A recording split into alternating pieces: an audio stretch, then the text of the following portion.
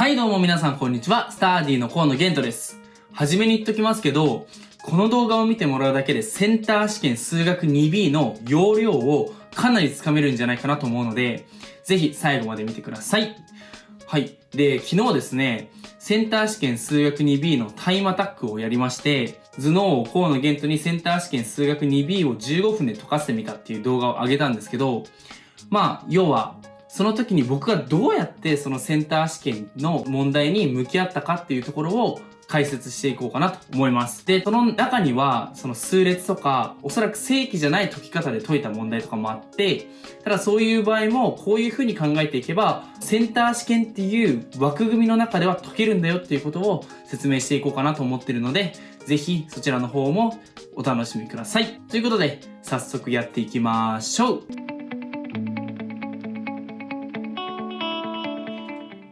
はい、それではやっていきましょう。今回はセンター試験2019数学 2B の問題ですね。で、今回は第1問から第4問のみの解説をしていこうと思います。はじめに第1問から。関数 f シータイコール3サイン2乗シータプラス4サインシータコサインシータ引くコサイン2乗シータを考える。で、もうこれ見た瞬間何を考えるかって言ったら半角の公式ですよね。とりあえず誘導に乗ってやっていくと F0。これシータに0を入れるだけなので、サインシータが0になるということですよね。サインシータが0。0で、コサインシータが1になるからマイナス1と。ここは問題ない。で、3分の π も、サイン3分の π の方が2分のルート3で、コサイン3分の π が2分の1だから、サイン2乗シータが4分の3。で、ここが4分のルート3になって、これが4分の1になるというのがわかるので、3×4 分の3引く4分の1で、4分の9引く4分の1だから2と。で、こっちはルート3という風になるわけですね。ここはもうパッパッと処理してください。で、2倍角の公式。これも何も考えず2分の1っていうのはすぐ入れられますね。サイン2乗シータの方は2分の1マイナスコサイン2シータと。で、さらにサイン2シータ、コサイン2シータを用いて F シータを表すとっていう風に書いてありますね。これはもう典型問題ですね。このサイン2乗とコサイン2乗の二次式 F シータっていうものがあったときに、全部サイン2シータとコサイン2シータで表して合成をするというのはもうお決まりの流れなので、ここは特に誘導とかなくて2次とかでもパパパっていう風に解けないといけない問題ですね。ということで、3×2 分の1引くコサイン2シータ。4サインシータ、コサインシータの部分がそのままサイン2シータになるので、その半分で2となるわけですね。で、残りが引く2分の1プラスでコサイン2シータと。だから、コサイン2シータのとこ見ると、マイナス2分の3引く2分の1でマイナス2。で、定数のとこは2分の3引く2分の1で1という風になると。ここまでは問題ないんですね。で、まず、22っていうのを見て、おそらく合成ができる値だから、ここまでは間違ってないだろうなっていうことが容易に想像つくわけですね。で、待ってましたと。合成させますということですね。2と、2サイン2シータマイナス2コサイン2シータプラス1。こいつを合成したいので、何を考えるかっていうと、これぐらいは頭でできてもいいかなって、頭の中でできるかなと思うんですけど、もちろん、サイン、コサインの順に点を取ってあげるわけですね。X 座標がサイン、Y 座標がコサインというふうに考えると。これは、普通はコサインが X 座標で、サインが Y 座標と単位円上ではなるんですけど、その逆っていうふうに覚えてもらえばいいのかなと思います。で、ここの直線を考えてあげて、ここの長さがそのまま2ルート2。で、ここの角度が下に4分の π だけ進んでいるので、この答えが2ルート2サイン2シータマイナス4分の π というふうになるわけですね。2マイナス2って見てあげれば2ルート2 4分の π っていうのはすぐ出るのかなと思います。で、次、従って m は何とかである。これも問題ないですね。本来だったら、その0から π の範囲っていうことで、2シータマイナス4分の π。この位相の中身がどの範囲動くかなっていうふうに考えてあげればいいんですけど、もう0から π でその2倍にしてるっていう時点で、もう全部の範囲を満たしてるはずだっていうことがわかるわけですよ。だから最大値は2ルート2足す1っていうのがもう確定するんですね。2ルート2足す1。で、最大の整数の値 m を求めたいということなので、2ルート2足す1より小さい最大の整数は、ルートには 1.4 ってことは 2.8 足す1で 3.8 ぐらい。だから3というふうに求まるわけですね。問題ないですかね。で、さらに、その F シータが3となるシータの値はって言われたら、頭の中で、この2ルート2サイン2シータ引く4分の π のところが2になって、とするとこのサインの部分がルート2分の1になるなっていうところがわかるので、あとは4分の π かっていうので、4分の π 足す4分の π を半分にして4分の π と。で、一方で4分の 3π の方はつった2分の π という感じになりますね。この問題に関しては、とりあえずもう王道の問題なので、これは落とせない問題かなと思います。なんで、ある程度、今から三角関数について軽く話しますと、最大値最小値を求めたい場合、こういう三角関数の最大値最小値を求めたい場合っていうのは、波を一つにするっていうのが鉄則ですね。例えば、コサインシータだけの波にする。例えば、9サイン2乗シータ足すコサインシータとかだったら、このサイン2乗を1引くコサイン2乗シータっていう風にすることによって、コサインシータだけの波になりますね。要は、サインシータとコサインシータっていう別の波が同じ式の中にあったら、挙動がわかんないわけですよ。だから一つの波にしてあげる。だから、サイン2乗プラスコサイン2乗イコール1を使って、サイン2乗をコサインに変換してあげるっていうこともできる。はたまた、波を一つにするっていう点で言うと、合成とかもありますよね。で、今回の場合は、これ、サイン2乗とサインシータ、コサインシータ、コサイン2乗シータみたいな波がたくさんあると。それをどういうふうに波を統一できるかなって考えたときに、2倍角、半角を使って合成をするっていうもう、決まりきったパターンがあるので、その流れに沿ってやってあげればいいのかなという感じですね。ここに関しては何も手を止めずにただひたすら計算すればいいだけなので、あとは処理を頑張ってくださいという感じですかね。次。四角に。まず連立方程式を見て、僕はどういうふうに考えていたかというと、まず進数の条件って見た瞬間、ログだなということで、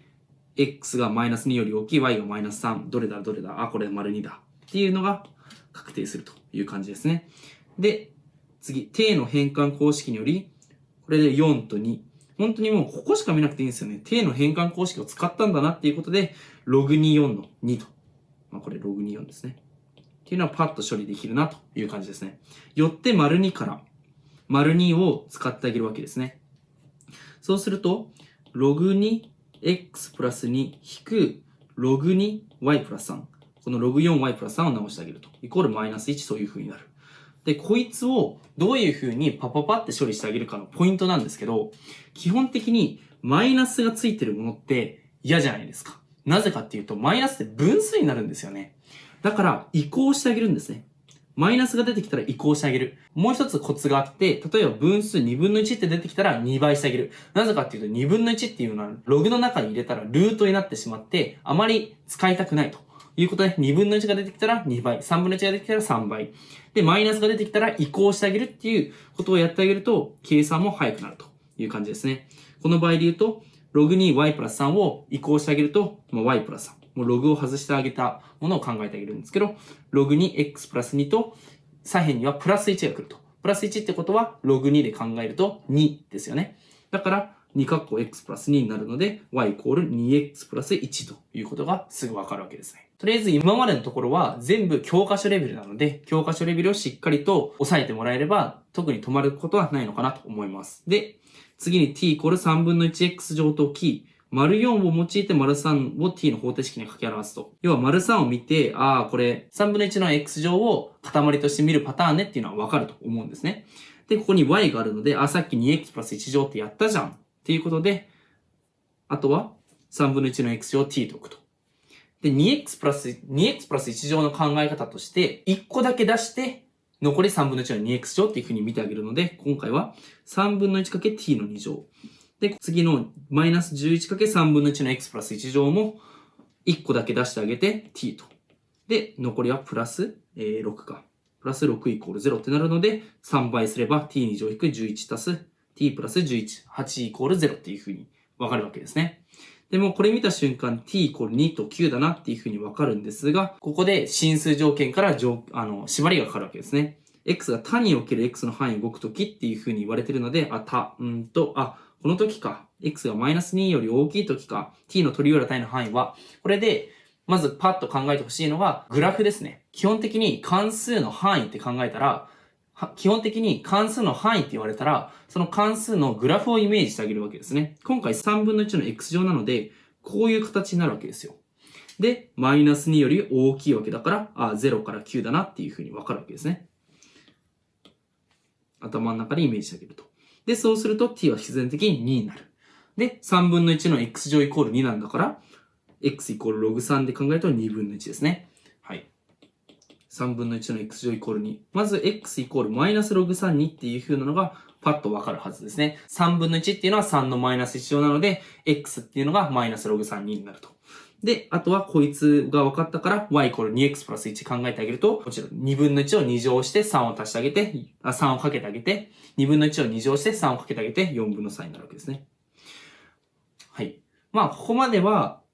とにかく教科書レベルをいかにパターン化してあげるか。そこに尽きるわけですね。まあ、第1問に関しては、特に何をどうするとかっていうよりは、いかにこう問題を見たときに、あ、これって教科書の B 問題のあの問題じゃんみたいな感じで、一対して結びつけてあげるという練習がすごく有効かなと思います。なのでセンター試験数 2B の時間が足りない方は、まずそれを思いつくのが時間がかかるのか、それとも計算が遅いのか、その2パターンに分かれると思うんですけど、まず、この問題で、っていう風に5分以上考える時間を合計で使っているようでは多分遅いかなと思うので、しっかりと教科書の問題は、あ、これはこういうパターンだな、あ、これはああいうパターンだなっていうのをパパパッと処理できるような訓練を積むっていうことをしてもらえたらなと思います。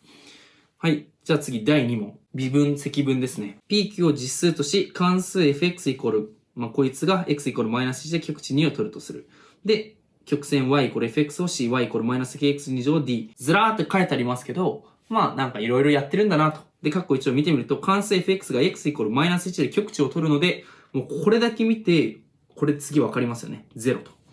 で、これと f マイナス1イコール2より p イコール何 u イコール何とかである。だから、これとこれを使ってあげて求めてあげるんだなっていうのがわかると。で、fx はこれだから、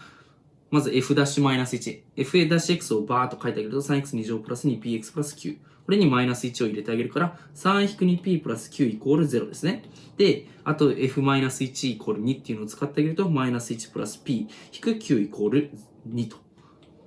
いうことで、この連立方程式を解いてあげればいいと。ここで9とマイナス9が見えたので、両辺足してあげれば、2-p イコール2と。で、p イコール0じゃんっていうのがわかるので、p をそのままバッと消してあげて、9を求めてあげるとマイナス3っていうのがわかりますね。こんな感じで求めていきます。よって、fx は x イコール何とかで極小値を取る。p イコール0、9イコールマイナス3が分かったので、x3 乗引く 3x っていう風になるわけですよ、fx。これ対象の形ですね。減点対象。よくこの x3 乗引く ax っていうのは2次でもたくさん出る形なので、もうこれパッと見て、減点対象のこういう形ねっていうのはなんとなくわかるのかなと思うので、x イコールマイナス1で極値2だったらその反対側の1とマイナス2っていうのが解けるわけですね。そういう風にやんなくても普通に微分してあげれば求まるので、3括弧 x プラス1、x マイナス1で、マイナス1と1で、極大値の方がマイナス1で、極小値の方が1というのはすぐわかるので、とりあえずは解けないっていうことはないのかなと思います。次。括弧に点 A における放物線 D の接線を L とする。D と L 及び X 軸で囲まれた図形の面積 S を A と K を用いて表そう。もうこれ、ここら辺でちょっと、図形的にちょっとグラフ書かなきゃなっていうことで雑に書きましたね、僕は。さっと書いて、で、こ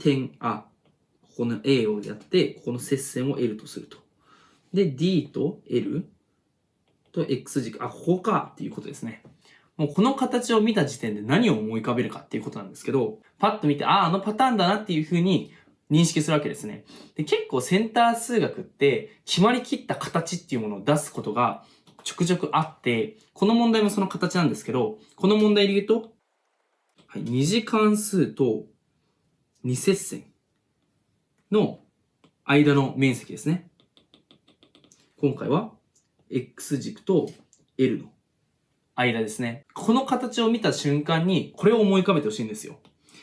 つまりどういうことがわかるかっていうと、ここの x 座標 α、ここの x 座標を β とすると、ここの面積っていうのは12分の a、かっこ β マイナス α の3乗と。この a っていうのは x2 乗の、x2 乗の、この a っていうのは二次関数の x2 乗の係数というわけですね。ちなみに言うと、ここの間の部分の面積は当然6分の1公式ですね。6分の a かっこ b、β マイナス α の3乗と。はい。こんな感じで、もう公式なんですね。6分の1公式と同じように、これはもう有名な形と、その半分になってるよっていうことは抑えられてもいいのかなというふうに思います。で、かつ、ここの交点っていうものが、アルファとベータの中点になってるっていうことは、押さえておいてもいいのかなと思います。これはもう決まりきった形ですね。よくある問題なので、ここら辺はもう、もはや知識問題みたいな感じで解いてあげてもいいのかなと思います。ということで、余談はさておき、で、今回で言うと、まず L の方程式を求めさすと。マイナス kx2乗を微分させたものがここに来るので、マイナス2っていうのが傾きに来てるだろうと。で、これは、ここの部分は特に計算することなく2乗に決まってますよね。うん。なぜかっていうと、マイナス ka2乗の a の2乗の項がここに来てるはずなので、もちろんちゃんと計算してあげれば2乗、もちろんちゃんと計算してあげてもできるんですけど、センターの型にはめていくっていうのだったら、これで十分かなという感じですね。で、L と X 軸との交点の X 座標はって言ったら、これをイコール0っていう風にやってもいいですし、そもそも A の半分でしょと。この0と A の中間でしょっていう風に見てあげれば2分の A っていうのはすぐわかる。で、D と X 軸。D と X 軸及び直線 X イコール A。で、囲まれた図形の面積はって言われたら、普通にマイナス kx2乗を積分して、0引くなんですけど、上引く下って考えると0引くマイナス kx2乗を積分すると3分の 1kx3 乗になるので、それに0から a を代入してあげれば3分の 1ka3 乗ですかね。で、よって s イコールっていうことなんですが、s はもう何も考えずに12っていう、12分の ka3 乗っていうのはもう確定してますね。最初の時点で。という感じですかね。はい。とりあえず、正規にちゃんと丁寧に解いてあげるっていうこともできるんですが、もうセンター試験だからこうやってパパパっていう風に処理できるでしょっていう風に考えてあげてもいいのかなと思います。だから結構センター試験の裏技っていうのは、ないようである。けどあるようでない。要は、ちゃんと教科書レベルをパパパって処理できるようになれば問題なく解けるけれども、ある程度裏技みたいな決まりきった形っていうものを使っていくとうまくいくことも多いかなという感じですね。後ほどその数列の時とかも僕が正規じゃないだろうなっていう解き方でやったんで、そちらの方でも話そうかと思います。さらに点 A が曲線 C 上にあり、かつ括弧2の接線 L が C にも接するとする。だから点 A が曲線 C が出てくるんですよね。で、要は x3-3x はこういう感じであるわけですね。で、この時に、点 A が曲線 C 上にあり、点 A、こいつが曲線 C 上にあるっていうのはこういうことですね。交わってるってこと。で、かつ、括弧2の接線 L が C にも接するとする。ってことは、ここでの接線がここで接してるっていうことですね。で、パッとこれを見た瞬間に思ってほしいのが一つあって、もうこの形を見た瞬間、僕は最初、ここの面積求めさすんだろうなっていうふうに思ったんですね。ここの座標アルファ、ここの座標ベータとすると、こういうふうに表せるんですよ。これもまた公式的にできると。一応この A っていうのは 3次関数の x3 乗の係数ですね。こんな感じでもう形を見たら、これあれ使わせるのかなっていうふうにすると。これはセンター試験数 1A の解説の方の第5問、その図形問題のところで解説したのと全く同じですね。今回もこの形で見たから、12分のベータマイナスアルファの4乗を使うんだろうな。でも今回使わないんですけど、もし出た場合はそういう風にピンと反応してあげられたら、すごく時間短縮になるのかなと思います。で、今回は、この時、括弧2の S の値を求める、12分の 1KA3 乗を求めたいのかっていうことですね。あとは、誘導になってあげると。A が C 上にあるので、A が C 上にある。だから A-K2 乗が C 上にあるのでっていうので、もう、誘導ですよね、完全に。A3 乗引く 3A っていうのがマイナス KA2 乗と。パッと K ここにしかない。だからマイナス A2 乗でバッと全部割ってあげると A 分の3マイナス A っていう風になるのかな。で、L と C の接点の X 座標を B とすると、ここを B とするってことですね。この X 座標を B とすると。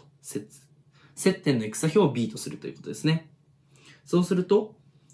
その L の方程式が B を用いてつったら x3 乗 -3x を微分したものがここに来るはずなので、もちろん3括弧 B2 乗引く1、3x2 乗引く3っていうのが見えますからね。引くなんとかってここに入れるときに B の3乗の係数だけ考えればいいのかっていう風になるわけですね。だから、ここに b を入れてあげると、3b の3乗っていうものが出てくるから、マイナス 3b3 乗してあげて、で、本来の b3 乗引く 3b の b3 乗を考えてあげれば、引く2になるわけですね。こんな感じで、本当だったら全部考えてあげるんですよ。この x に b 入れると、余分に 3b3 乗引く 3b が出てくるので、マイナスプラス、マイナス1倍してあげたものを出してあげると。で、最後に b3 乗引く 3b っていう本来の y 座標の値を入れてあげればいいんですけど、ここの 3b 引く 3b は消える。でもこれは当たり前ですね。ここにプラスなんとか b っていうのがないから。ということで、b3 乗のとこだけ求めてあげようっていうふうに考えたら必然的にこういうふうになるわけですね。で、丸2の右辺を gx とすると、この gx ね。ここが gx とすると、fx-gx。つまり、これ引くこれを考えてるんだな。ってことは接点を考えてあげればいい。ということがわかるので、まず接点一つ目が b。b ですね。当然 b。で、しかもそこで接してるので、2乗でくくれるわけですね。あと一つ何かなって考えるんですけど、これもう 2b でしかないですね。なぜなら、x2 乗の係数がないから、解と係数の関係で足して0になるはずなんですよ。これはよくある形っていうか、これはよくある形ですかね。減点対象で、ここがマイナス b だったら、ここが 2b というのはよくある形なので、ぜひ押さえておいてほしいかなと思うんですが、とりあえず解と係数の関係を使ってあげたわけですね。もし解と係数の関係を使わなかったとしても、普通に fx イコール x3 乗引く 3x を、こいつを引いてあげて、で、x-b の2乗でくくれることは確定しているので、それで割ってあげるということで x プラス 2b っていうのが出てくるわけですね。はい。これについては、とりあえず解ければいいので、時間が足りる範囲でしっかりと解き切るという感じですかね。と、因数分解されるので a イコールマイナス 2b となる。これは x プラス 2b、ここの部分を見てあげれば a イコールマイナス 2b っていうのは明らかですね。で、丸1と丸2の表す直線の傾きを比較することにより、こういう一文が入ってるから、もう困ることないんですよね。これによって、3括弧 b2 乗引く1イコール、で、丸1の直線だからこっちで見てあげればいい。マイナス 2ka ですね。イコールマイナス 2ka と。これ2乗じゃなくてイコールですね。はい。っ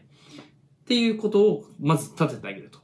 あれ式足りないなと思ったら、今まで立ててきた式を探せば、パッと探せば、a イコールマイナス 2b、k のやつ出てきてる。っていうことで、a イコールマイナス 2b と k イコール a 分の3引く a。これで a, b, k の3つの文字に対して3つの式が立ってるのでできるはず。で、今回 a 求めるのか。じゃあ a イコールマイナス 2b を b イコールマイナス2分の a にして代入しちゃえ。k イコール a 分の3引く a も代入しちゃえ。ということで、3括弧4分の a2 乗引く1イコール、マイナス2 a 分の3引く a かけると3引く a2 乗になりますね。ということで、あとは a2 乗の方を考えると4分の3、4分の3足す2をこっちに移行しますか。そしたら4分の 5a2 乗になると。で、マイナス3足す、マイナス3とマイナス6で、マイナス6を左辺に移行すると3になると。だから a2 乗は5分の12っていうふうにすぐわかるという感じですね。従って求める s の値はって言ったら、さっき12分の 1ka3 乗ってやったな。だから、a2 乗イコール5分の12。とすると、とりあえず1個代入しとくかっていう風になるわけですよ。かける5分の12。そうすると ka が残るわけですね。で、ka さっき 3-a2 乗ってやったやんっていうことで、3-5分の12で5分の3が出ると。で、約分して25分の3っていうのがわかるっていう感じですね。はい。ということで、微分積分。本来、めちゃくちゃ時間かけてやろうと思えば、かなり時間かかるところを、結構もう、よくある型だなって思いながら解いていくことによって、かなり時間短縮できたわけですね。だから、正直こういう型にはまらない問題だったら、もうちょい時間はかかるんですけど、もちろん。今回の2019年第2問の問題がたまたま、よくある形っていうか、もうそのまんまじゃん、みたいな形のものがあったので、かなり時間短縮できたと。ここの、例えば、12分のベータ、12分の a 括弧ベータマイナスアルファの3乗とか、あとここの部分が中点だっていうところだったりね。あとはそのfx=gx が、これ解と係数の関係で一発で 2b が求まるじゃんっていうことだったり、そういった時間短縮の術をたくさん使ってあげて、あとは、一個一個ちゃんと誘導に乗ってあげる。僕が今言ったのは、あんまり全体見てないですよね。こういう流れでこういう風に追ってった。本当だったら2時だったらそういう風に自分の中で頭の中で整理しなきゃいけないんですけど、割とセンターっていうのは最初に一文の誘導があるんですよ。A が C 上にあるので。で、接点の X 座標を B とすると L の、これはまあ、接してるっていうところから考えてあげるんですが、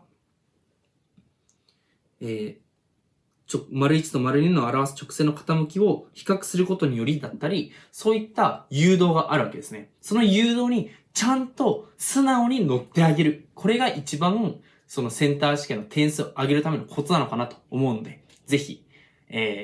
ちゃんと誘導に乗るっていう練習をしてもらえたらいいかなと思います。次。第3問。これが多分今回の一番難しい問題ですね。っていう風にやって、じゃあ早速見ていこうと思います。まず、諸項が3、項比が4の等比数列の諸項から第 N 項までの和を SN。いきなり等比数列の和から入るのかっていうのがなんか嫌だったんですけど、また数列 Tn は諸項がマイナス1であり、Tn の解差数列が数列 SN。解差数列か。なんか、等比数列の和とか、解差数列とか、いきなりなんかちょっと受験生が嫌そうなところを聞いてるなっていう風な印象だったんですが、とりあえず気にせずやっていくと。S2 イコール、S2? 諸項が3で、第2項が12だから3たす12で15と。で、T2 はつったら、T1 に諸項に S1 を足せばいいから、3で2ということがわかると。次、SN と TN の一般項はって言われたら、これはもう大丈夫ですよね。諸項が3、項比が4の諸項から第 N 項までの和を SN とする。等比数列のは大丈夫ですかね。わかればいいポイントは3つ。諸項、項比、項数、この3つが分かれば、もうあとは何も考えずに代入できるんですよ。諸項かける、もう項比をパパパって書いてあげて、項数を N ここに書いてあげればいいという話ですね。だから、これは、諸項、項比、項数っていうものを頭の中で順番で追っていきながら、ただ式を書いていくだけ。これでできる。機械的にできるはず。じゃあ SN の一般項はっていうことで、諸項が3。で、項比が4だからこういう風に書いていく。で、項数は N だから当然 N ですね。SN は N。SN までは項数が N に決まってるから。で、ここ約分できるから4の N 乗引く1と。N は丸1ってことですね。この丸1。次、TN は解差数列。これも何も考えずに T の第 N 項まで行くためには SN を1から N-1 項まで足せばいいというわけですね。ということで、じゃあ TN を求めると、諸項を足す SN っていうのは4の N 乗引く1なんで、まずマイナス1の方から処理しました。マイナス1の方は、ちょっとプラスって書いちゃったんですけど、マイナス N-1 ですね。で、次4の N 乗を1から N-1 まで足してあげると。諸項はもちろん4。で、項比は4-1。項比も4だから、4-1と4-1と書いてあげて、項数はって1から N-1 だから N-1 と。これはあとは処理してあげるだけだけども、マイナス1、マイナス1が消えて、マイナス N がここに見えて、あとはここの部分がそのまま残りの空欄のところに当てはまるんだなっていうのが分かれば、3分の 4×4 の N 乗引く1乗で4の N 乗っていう風になるわけですね。で、ここは3分の4というのがそのまま来ると。こんな感じですかね。だから、等比数列とか解差数列とかも、ゆっくり考えれば解けるっていう方もいるかもしれないんですけども、パターンに当てはめてもらえたらいいんですよ。等比数列も、諸項をまずかける。次、項比なんだろう、4。4-1分の4-1って書いて、項数なんだろう、i-1、n-1 って書き足せばもう終わりと。機械的に解いていく。解差数列も、1諸項に1から n-1 まで足してあげれば OK というわけですね。ちなみに解差数列だったら、本当だったら n が2以上で n イコール1の場合もこれが正しいっていう風にしてあげるのが記述式では必要なんですけど、センターだから必要ないっていうことですね。だからセンターの穴埋めだから、どうせうまくいくんだろう、n イコール1の場合も正しいんだろうっていう風にもう決め打ちしちゃうっていうことが重要ですね。ただ、今重要ですねって言ったんですけど、検算っていう意味では、n イコール1を代入することはすごく重要ですね。だから、一応 n イコール1を代入すると、3分の4引く1引く3分の4でちゃんとマイナス1になってますね。諸項マイナス1になってますね。ということで、おそらく間違ってないんだろうなっていうふうに検在になるわけなんですよ。っていうことをしっかりと考えると。数列の問題で必ずやってほしいことは、n イコール1の場合だけでいいから代入してみる。で、間違ってないから、間違ってないねっていうのをパパパっていう風に計算する。そしたらもう10秒もかからないと思うので、ちゃんと10秒もかからずに自分に自信が持てるっていう意味ではすごく大事なのかなと思います。次、括弧3。数列 an は諸項がマイナス3であり、全化式これを満たすとする。an の一般項を求めよう。で、そのためにこれを考えるっていうわけですね。だから誘導ですね。もう、難しそう。これパッと見て僕が思うのは n 括弧 n プラス1で割るってことなんですけど、2次だったら多分こうしますね。で、tn に代入してうまくわーって計算してあげるっていうことを僕は2次型だったらすると思うんですが、とりあえず、難しそうな数列の問題に限らず、難しそうな問題はすべてちゃんと誘導に乗って、こうだからって言われたらこれをちゃんと使う。こうを使う。で、よってこれを使うとこうなる。で、これを使うとっていう風に書かれてったら、これを使う。ちゃんと。どう使えばいいかなっていうのをちゃんと誘導に乗ってあげるっていうことで、迷いなくちゃんと問題が解けるのかなと思います。bn の諸項はつったら、b1 を求めればいいのねっていうことで、これでね、b1、1を入れればいいから、a1 プラス 2t1 と。a1 はマイナス3で、t1 はマイナス1。諸項マイナス1だから、プラス 2t マイナスでマイナスでマイナス5という風になるわけですね。で、次、tn は全化式。これを満たすから。tn。ここでいろいろ書いてあるけど、tn っていうのは結局ここの部分の情報ですね。3分の 4n 乗引く n 引く3分の4。こいつがどういう全化式を満たしてるのかなっていうことを考えればいいわけなんですね。で、ここで一瞬、何をすればいいんだろうっていうふうに思ったんですけど、もうこれはセンター試験特有の考え方だったり、数列で一般的に言えることなんですけど、とりあえず、公比をかければいけるんですよ。等比数列の問題がなんか中に入ってて、4の n 乗って言ったら4をかけるだろうと思うわけですね。で、これは、ここにこういう形になるはずだっていう答えがあるから、ここに何か入れるとしたら、公比の4以外ありえないかっていう風に僕は考えたわけですね。これがセンター試験だからこそなせる技。こういう風に逆算していく。答えとして、こういう形になるとしたら、公比をかける。4をかけるとうまくいくことが多い。だから今回も、4をかけるんだろう。それをしてあげて、残りじゃあ、ここを求めるのか。tn プラス1引く 4tn をやれば、なんとか答えは出そうだなっていうことで、バーッと計算してあげるわけですね。tn プラス1は3分の 4n プラス1乗引く、その n の分が n プラス1になるので、n 引く1になって引く3分の7と。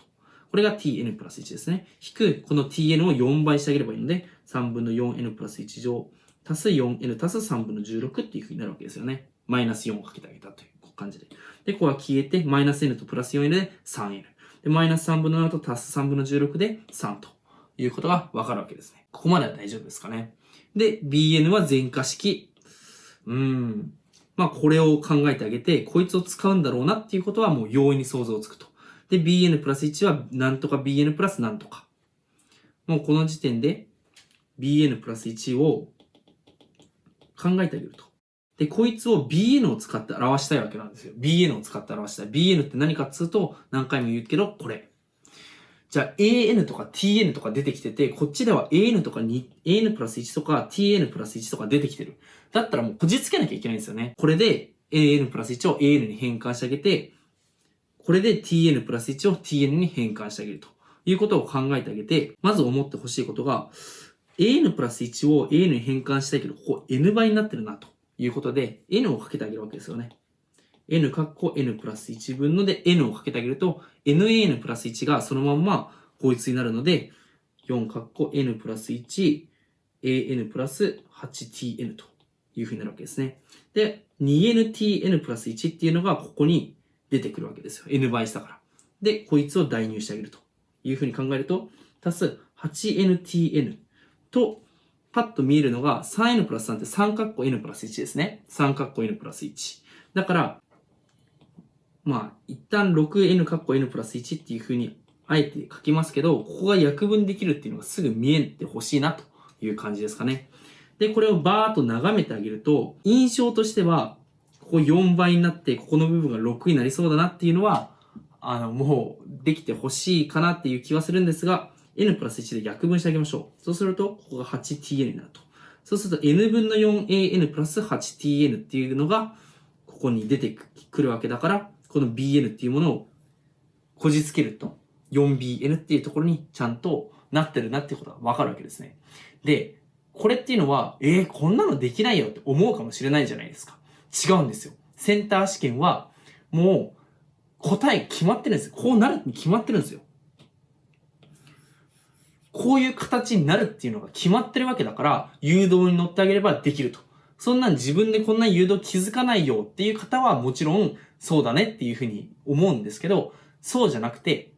大事なのはちゃんと誘導に乗ってこういう形にどうせなるんだなっていうのを踏まえた上でこじつけてあげる。どうせこうだからこうだろうなっていう、割と結果ありきな考え方で考えてあげるっていうこともセンター試験のある意味では裏技だったりもしますと。ただこれを習得するには割と結構な時間はかかるかもしれないので、参考にできる方は参考にしつつっていう感じでやってもらえたらなと思います。ただ、結構止まった時に、わかんないけど、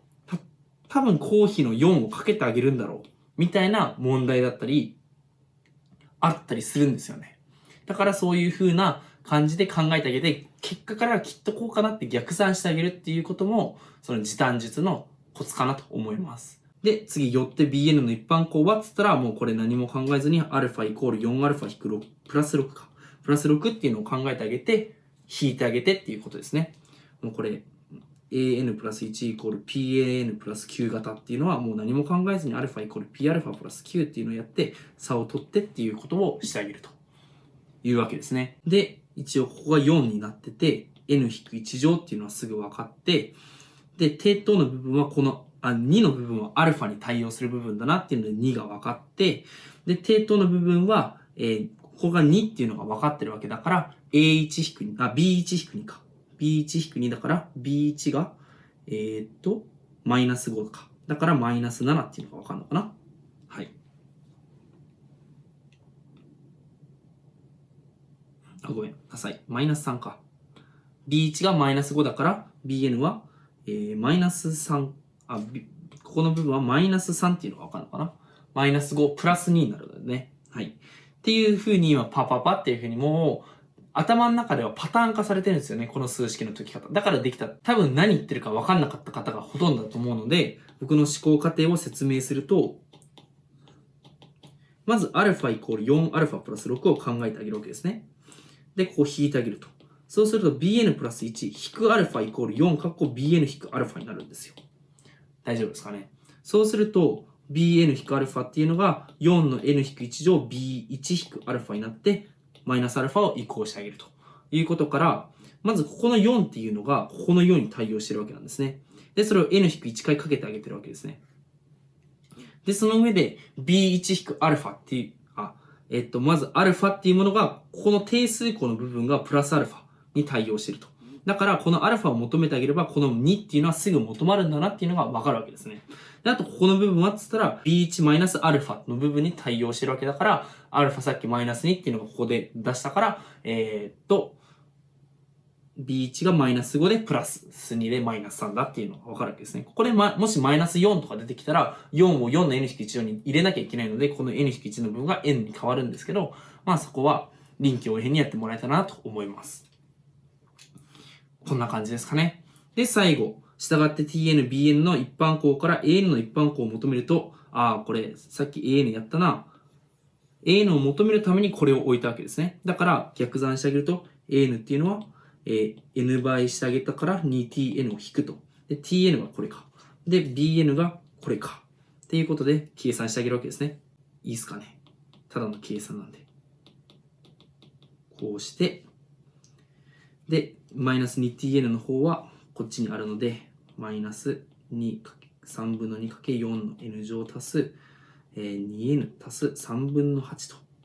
いうふうになるわけですね。こいつを整理してあげて考えてあげると。で、パーッと見てあげて、もう分母に3が来るのは確定ですね。で、ここの部分を考えてあげるんですが、ここに4と n-1 乗が見えるので、こいつとこいつですね。が4の n-1 乗に対応する部分だなっていうのがわかるので、この部分を考えてあげると、4の n-1 乗と分母の3、要は分母に3が来るってことは、分子に3をかけてあげるってことですね。そうするとマイナス 9n とここ n になってるから、マイナス8と。だからマイナス9、8っていうのがここに入ってくるんだなっていうのが分かると。残りが、ここ消える3分の8だから、ここ8だ。終わりっていう感じですかね。とりあえず僕がパパパっていう風に、説明しながらだったんで、だいぶ時間かかったと思うんですけど、考え方としてはこんな感じ。結構、時間かければ分かるっていうところをある程度機械的にできるようにする。以前、二次関数の平方完成の時とかも、そういう風にもう型にはめてパパパって処理できるような方法で考えていくっていうのも大事だよっていう風に話したと思うんですけど、大事っていうか、できる人は、余力がある人はそういうところまでやっていくといいよって、例えば、適当に。ということで、今パッと目に入った、じゃあ、このじゃあ3分の4マイナス3分の4で、3分の 4x2 乗マイナス x マイナス3分の4を、平方完成するとしたら、まず3分の4ってくくってあげて、この4分の3っていうのが出てくるから、その半分の8分の3の2乗と。あとはこの2乗、64分の9に3分の4かけた16分の3っていうものが余分に出てくるから、マイナス16分の3して、マイナス3分の4。これちょっと書いてあげちゃいますけど、これ48分の9、64で73か。っていう風にパーッと平方完成できるわけですね。ちょっと間違ってたらコメント欄で間違ってるやんけっていう風に指摘してくださいね。はい。こんな感じですかね。ということで、パパパッとこういう全化式は何も考えずに解けるようにするっていうことをしっかりとちゃんと教科書レベルをパターン化してあげる。で、うまく誘導に乗ってあげる。かつ、誘導に乗りながらもうこじつけてあげるってことですね。センター試験だからどうせこうだろうっていうものにこじつけてあげるっていう能力だったりも、使ってあげるとどんどん時間短縮になるのかなと思います。ということで次、第4問に移ります。最後、大問4はベクトルの問題ですね。まず、四角形 ABCD を底面とする、四角錐 OABCD を考えると。OABCD と。で、四角形を ABCD は辺 AD と BC が、これ B ですね。AD と BC が平行で、AB イコール CD。で、各 ABC イコール、各 BCD を満たすとする。これをパッと見たときに、等脚台形だなっていうことを分かってほしいという感じですかね。等脚台形。ちょっと順番が間違えた。A, B, C, D としたときに、ここが同じ平行。で、この角が一緒だから等脚台形だなということですね。で、何をしていくかというと、それは等脚台形だなって分かりつつも、とりあえず誘導に乗っていくっていうことが、センター数 2B では重要になってくるわけですね。たくさん与えられてるわけですよ。OA と OB と OC が与えられて。なんかいろいろあるね。各 AOC イコール AOC。内積が0だから90度だ。ということで三角形 OAC はつったら OA と OC をかけて2分の1倍ですね。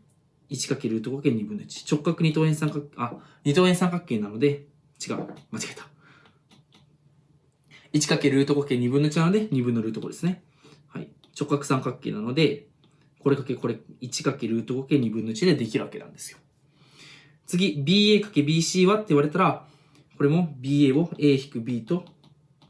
C-B に分けてあげて、あとは頭の中で A と C の内積は0。B と C の内積はマイナス3でマイナス1倍だからマイナス3。A と B の内積は1でマイナス1だからマイナス4。B の2乗は3だから、これマイナス1になるわけですね。こんな感じでやっていくと。BA も A-B で、A-B の2乗は、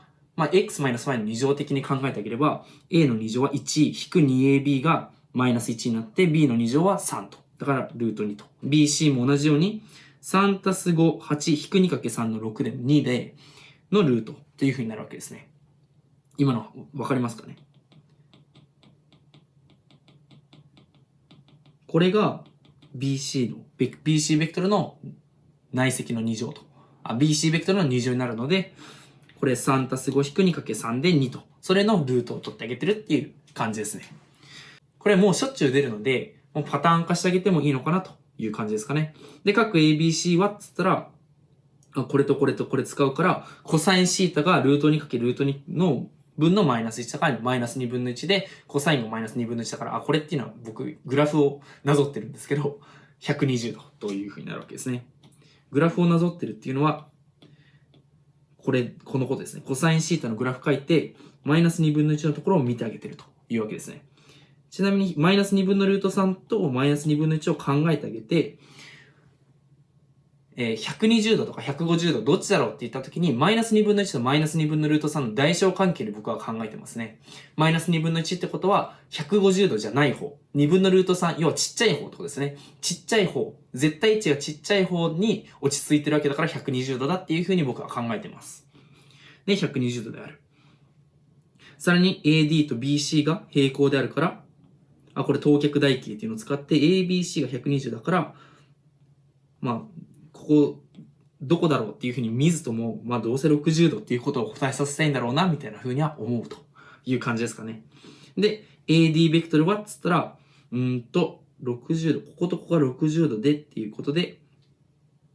あとは BA のここがルート2、BC もルート2、で、等脚台形だからルート2、で、この時 AD の長さは BC の何倍ですかっていうことを聞いてるので、僕はパッとこれ見たときに、ここで正三角形3つできるじゃんっていうことで2っていうふうに書いたんですけど、そういうふうに考えずとも、等脚台形のパターン、垂線を下ろしてあげる。これですね。まさにこれでできると。そうすると、こことここ2つ合わせて正三角形っていうふうに考えてあげれば、こことここがどっちも2分のルート2っていうふうになって、ここもルート2ってなって2倍になるという流れで求めることができるわけなんですよ。大丈夫ですかね。で、あとは OD ベクトルイコール、これを考えてあげるんですが、OD を考えてあげるときに何かを経由したい。OA たす AD って考えてあげればいいのか。こうと。で、AD ベクトルは 2BC ってやったじゃん。じゃあ、BC っていうのは C ベクトル引く B ベクトルだから22っていうのはすぐ入るという感じですかね。ここら辺をパッパッパって処理してあげる。で、こういう問題でどうやって解くんだろうって時間をかけてると、どんどん計算の時間が失われていくという感じなので、とにかく本当に教科書の問題をちゃんと定石通り的確にスピーディーに解けるようにするっていうことを徹底的にやるだけでセンター試験は大丈夫っていう感じですかね。で、また四角形 ABCD の面積はって言われたら、ここの面積は僕は正三角形3つ分っていうふうに考えたので、その4分のルート 3A2 乗で A にルート2を入れるので、2分のルート3の3個分で2分の3ルート3っていうふうにパッと解いたんですが、普通に等脚台形でこういうふうに垂線を下ろして考えてあげても、ここは2分のルート6っていうふうになって、上底足す下底かける高さ割る2でも求めることができますね。はい。こんな感じで解いていくと。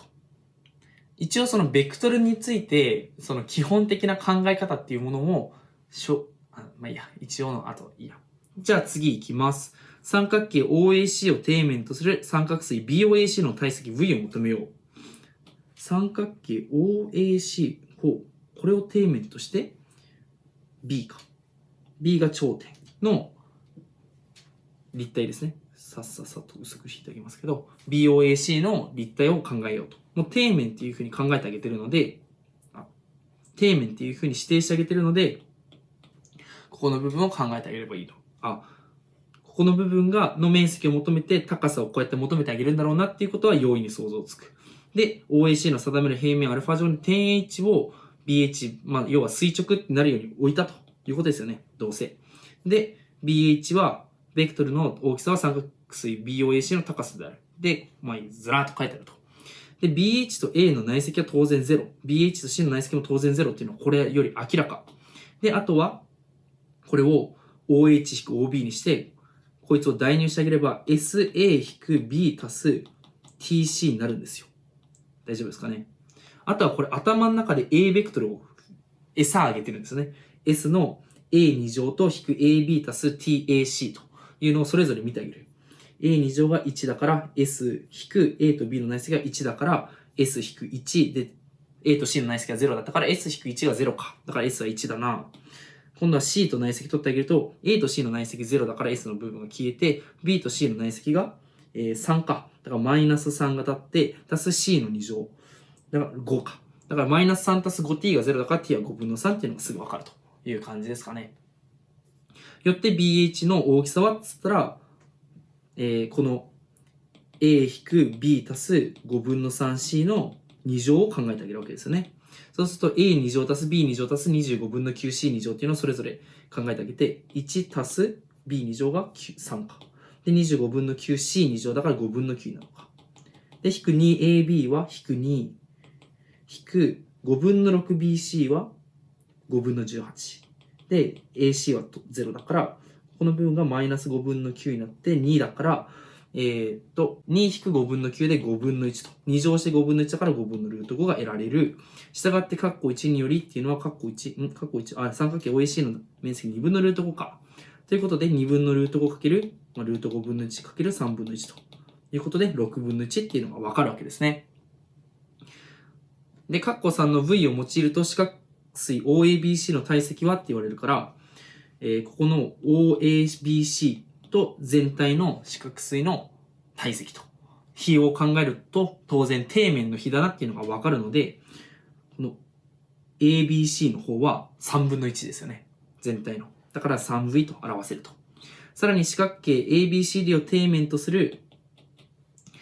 ABCD を底面として見てあげる。要は、よくある問題ですよね。底面と高さ。底面を角度を変えて、底面を別の見方で見てあげることによって高さを求めるっていうのはよくある問題ですね。だから、この6分の1の3倍の2分の1が、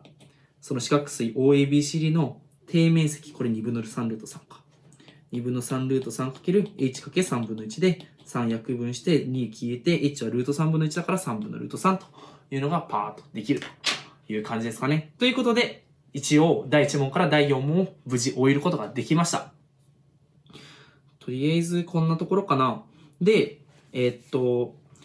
クトルについて最後せっかくなのでどういう風に考えていくかっていうのを基本的なところをさーっと説明していこうかなと思います。まずベクトル。平面だったら2つ、空間だったら3つ基準を考えてあげると。で、全部これに合わせるんですよ。全部これに合わせる。そうすると全部わかる。AB とか、BA とか BC とか、BA とか BC とかいろいろあるけど、これも全部こいつを使って表してあげる。要は、3つベクトルがあれば空間ベクトル。互いに一時独立な空間ベクトルが3つ与えられれば、すべてのベクトルっていうのはその3つで表されるっていうことはもう分かってることなので、全部それで表してあげようと思うわけですよ。何も考えずに BA ベクトルって見たら、A-B ね、BC ベクトルって見たら、C-B ねっていうふうに考えてあげると。で、あと絶対値っていうものを見たら、とにかく2乗してあげると。だから BA ベクトルっていうのを、とにかく、まずは、この基準のベクトルで考えてあげる。で、それを2乗してあげる。その時に A2 乗引く 2AB 足す B2 乗っていうのを1、3引く2。だから2と。で、ルート2っていう風にやってあげるっていう感じですかね。で、要は、流れはこれだけなんですよね。3つ、ちゃんと基準のベクトルを作ってあげる。その基準ベクトルに合わせてあげる。で、ベクトルの考え方の基本としては、この問題ではあまり使わなかったんですけど、その与えられている点っていうものはどういう点なのかっていうことを考えてあげる。例えば、この問題で言うと、AB 乗かつ AC 乗みたいな、いう感じだとするじゃないですか。直線 AB と AC の交点みたいな感じで。まあ、それ当然、点 A になるので、A ベクトルになるに決まってるんですけど、これを SA プラス 1-SB と AC 乗は、TA ベクトル足す 1-TC ベクトルっていう風に分離してあげると。で、イコールで結んであげるっていう感じですね。要はどういう点か、こいつがどういう点かっていうのを1位に定まるようにちゃんと指定してあげる。かつ、じゃあその指定してあげました。それをどういう風に式立てんのかな？ AB 乗っていうのをどういう風に式立てんのかな？ AC 乗っていうのをどういう風に式立てんのかなっていう風な順番でやってあげるわけですね。だから、ベクトルの問題の考え方はしっかりと決まっていて、まずその点がどういう点かっていうことを考えた上で、じゃあどういう点かっていうのを元に、どういう風に式を出すかっていうところをしっかりとやってあげるという感じですね。それが例えばこの OH、H の座標を考えてあげるときに、BH 垂直 A かつ BH 垂直 C で、かつ H がアルファ上の点っていう風に考えてあげれば H っていうのは1に定まるわけなんですよ。これによって、平面の垂線上のところにあると。かつ H がアルファ上の点っていうことで、アルファ上っていうことを、加えてあげることによって、1位に定まるわけですよね、点が。じゃあ、このそれぞれの3つの条件をどういう風に式で表していくかっていったときに、H はアルファ上の点っていうものをこういう風に表して、BH とアルファが垂直っていうものを、ここの部分で出てきて、BH と C ベクトルが垂直っていうのをこういう風に考えてあげると。で、あとはそれをただ連立させてるだけと。計算するだけっていう感じですね。だから、こういう流れでベクトルを考えていくと、基本的にほとんど全ての問題はできるので、この問題は、とりあえず誘導に乗っとけば、なんかできたわけなんですけども、ある程度そのフォーマットに入れつつ、その型ですね。ちゃんと基準のベクトル、平面なら2つ、空間なら3つ作る。で、その点がどういう点なのかを考える。どういう点かっていうものに基づいて式を立てる。その式を解く。その一連の流れをしっかりと意識するだけで、平面ベクトル、空間ベクトルの問題は、基本的にほとんど全ての問題は解けますと。少なくとも、センター試験レベルだったら全部解けると思います。はい。という感じで、今回解説していったわけなんですけど、基本的に、結構裏技的なところでパパパっていう風にセンター試験を解いていったという感じなんですが、ちゃんと丁寧に解くべきところは丁寧に解いて、再々になりますが、こじつけるっていうことも大事なんですけど、最終的には、その教科書レベルの問題をいかにパターン化してるかっていうところがすごく重要になってくるので、しっかりと最後まで復習をして、センター試験の本番に臨んでもらえたらなと思います。ということで、こんな感じでセンター数2日の解説でした。よかったと思う方は、チャンネル登録、高評価、コメントなど、お待ちしておりますので、よかったと思う方は、チャンネル登録、高評価、あとコメントお待ちしておりますので、ぜひよろしくお願いします。ということで、また次回の動画でお会いしましょう。